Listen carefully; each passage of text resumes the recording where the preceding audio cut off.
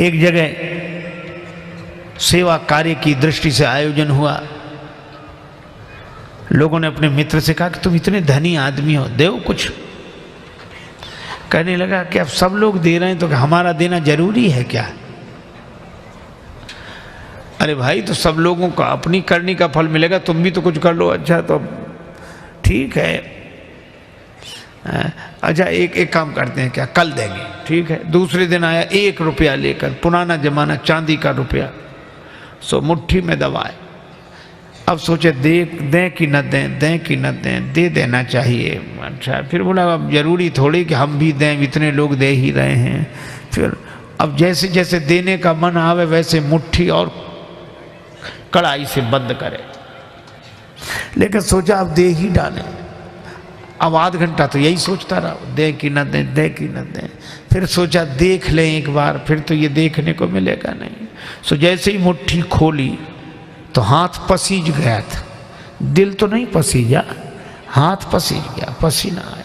और जो देखा कि हाथ पसीज गया, पसीना, सो रुपए से बोला अरे तुम बहुत रोते हो, हम तुम्हें किसी को नहीं देंगे। फिर जेब में रख लिया।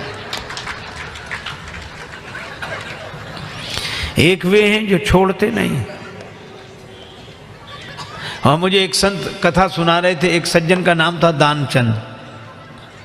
गंगा जी से 12 किलोमीटर दूर उनका गांव था। दानचंद को भगवान ने संपन्नता तो दी थी, धन तो दिया था, लेकिन लोभ ही इतने थे कि लोगों ने व्यंग में ही उनका नाम दानचंद रख दिया था। कभी कोई पुण्य कार्य नहीं किया, कहते खर्च होगा। तो पत्नी ने कहा कि गंगा जी नहाया, 12 किलोमीटर दूर हैं, इसमें क्या खर्च हो रहा है, चले जाओ। सवारी की भी जरूरत नहीं, पैदल पैदल चले जाओ, पर गंगा जी तो नहा लो। ठीक है, बहुत कहा तो सोचा जीवन में एक बार गंगा जी नहा लें, क्या हर्ज है, 12 किलोमीटर दूर है गंगा जी, जा पैदल पैदल गया, खर्चा कौन करे सवारी। अब गंगा जी किनारे पहुंचकर सोचा घाट पर नहीं जाएंगे, वहां पंडा लोग रहते हैं, पंडा कहेंगे कि दान दो। तो मुर्दा घाट पर गए।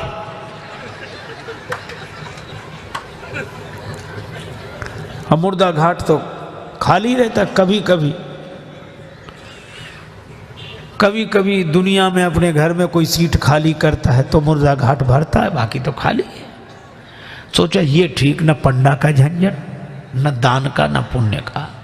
गए, सो कपड़े उतारे, इधर उधर देखा कोई नहीं है, सोचा डुबकी लगा ले।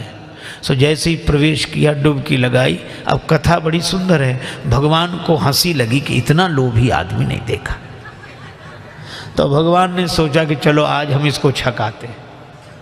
तो दानचंद ने देखा इधर उधर कोई नहीं था, पर गंगा जी में जैसे ही डुबकी लगा के और बाहर निकले, वैसे ही पंडा के रूप में भगवान उपस्थित। यजमान की जय हो।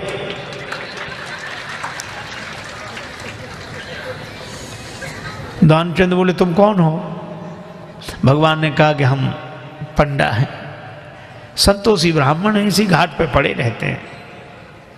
दानचंद बोले मुर्दा घाट भी नहीं छोड़ा।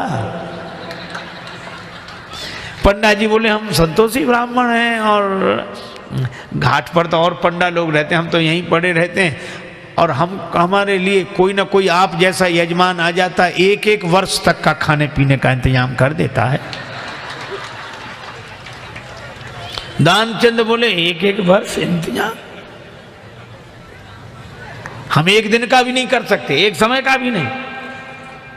पंडा जी बोले कोई जबरदस्ती थोड़ा ही है, आपकी जैसी श्रद्धा हो, कुछ ना कुछ तो देना पड़ेगा। दानचंद बोले हमने आज तक नहीं दिया।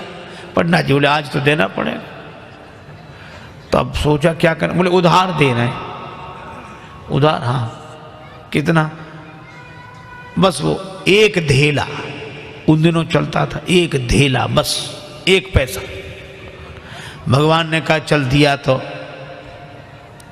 संकल्प करा लिया, 1 धेला उधार देकर 12 किलोमीटर गया, नहाया, फिर 12 किलोमीटर पैदल चलकर आया। शाम होने को आई, थका हुआ दानचंद बेचारा घर में भीतर सोने ही जा रहा था। तब तक दरवाजे पे आवाज आई, यजमान की जय हो। दानचंद का देखो कौन है। पत्नी बाहर गई, देख आई और बोली किसी पंडा से कुछ देने के लिए कहे आए थे? दानचंद जी बोले कहा था। बोले आ गए, बाहर ही हैं। दानचंद बोले आ गया वो? हाँ। दानचंद बोले कि कह दो कि अभी दानचंद बीमार हैं, 2-4 दिन बाद आना। पत्नी ने कहा कि वो तबीयत खराब हो गई, वो बीमार ज़्यादा हैं, आप 2-4 दिन बाद आना। पंडा जी बोले दान मिले चाहे ना मिले, पर हमारे संकल्प में वो हमारे यजमान बीमार हो, ऐसे संकट के समय यजमान को छोड़ना धर्म नहीं। हम भी यहीं रहेंगे जब तक वो स्वस्थ नहीं हो जाते, यहीं इंतजाम कर दे। आप तो सामग्री ला दो, हम तो बना लेंगे अपने हाथ से भोजन। पत्नी ने फिर जाके कहा, पर दानचंद भी अद्भुत आदमी। कहने लगा नहीं जा रहा ना, वो लोग कह रहे यहीं रहेंगे जब तक बीमार रहोगे। दानचंद बोला तो कह दो मर गए वो।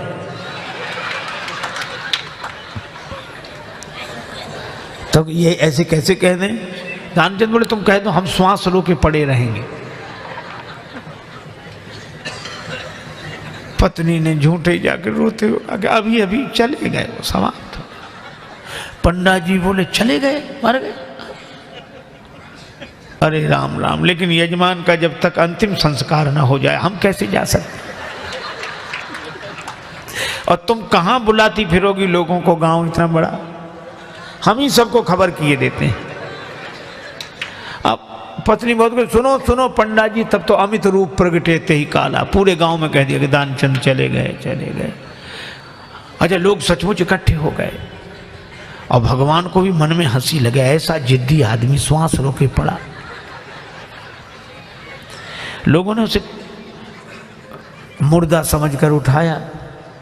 अब उसकी पत्नी रोवे, और वो सही में रोवे, वो कहे ये मरे नहीं हैं। और गांव वाले कहते जाने वाला तो गया, ये तो तुम्हारा मोह है। वो कहे कि नहीं मरे, गए वो तो। वो बेचारी रोती रही, कौन सुने। दानचंद को उठा लिया, बांध लिया, और वो भी बंध गया। भगवान ने कहा कि हद हो गई, ऐसा आदमी हमने नहीं देखा। भगवान को लगा कि सब हमसे हार जाते हैं, आज हम हार गए इससे। ले गए, चिता पर रख दिया, अग्नि लगने वाली थी। भगवान ने कहा ये मर जाएगा लेकिन देगा नहीं कुछ। तो भगवान ने कहा कि यजमान के कान में हम कुछ मंत्र बोलेंगे। हाँ ठीक है। सो भगवान ने कान में कहा, आया हूं बैकुंठ से तुम हित नाता जोड़। भगवान ने कहा कि हम हार गए, हम भगवान हैं, बैकुंठ से आए, तुमसे नाता हमने जोड़ा। सो पंडा ने जो कहा कि आया हूं बैकुंठ से तुम हित नाता जोड़, तो दानचंद ने सोचा ये तो भगवान है। सो आंख खोली, और जो आंख खोली तो वही पंडा, और जो पंडा को देखा तो फिर आंख बंद कर ली।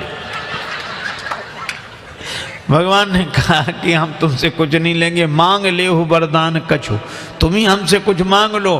तो दानचंद क्या बोला? बोले धेला दीजिए छोड़, बस वही छोड़ दो और कुछ नहीं चाहिए। अब बोलो।